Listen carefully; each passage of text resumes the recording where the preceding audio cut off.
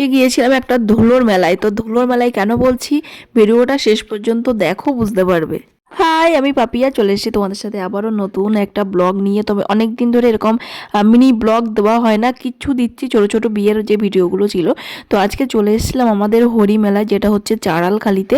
প্রত্যেক বছরই আসা হয় চাড়ালখালি মেলায়। তবে এবছর এসে দেখি মিনিমাম 1 লাখ লোক হয়ে গেছে। এত লোক কেন বলছি, ভিডিওটা দেখো।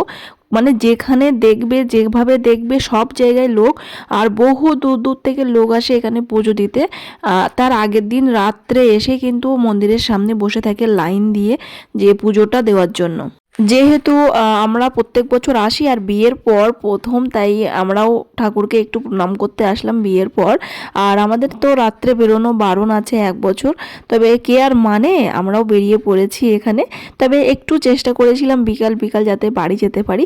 কিন্তু দেখো চারিপাশে লোক বসে আছে, কারণ তারা কিন্তু অনেক দূর থেকে আসে। তাদের কষ্ট হয়ে যায় পুজো দেওয়ার পর, তারা একটু বিশ্রাম নেয়, আবার ফিরে যেতে হবে।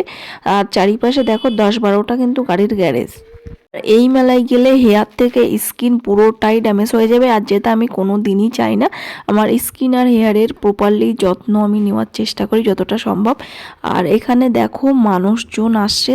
এখন কিন্তু সন্ধ্যের টাইম নেমে আসছে, 5টা বাজে। তবে এই সময়টায় মানে মানুষ আসছে, না দেখলে কল্পনা করতে পারবে না।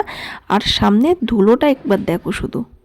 ভীষণ বড় একটা মাঠে এই মেলাটা হয়, যার জন্য এই মাঠ দিয়েই কিন্তু রাস্তা।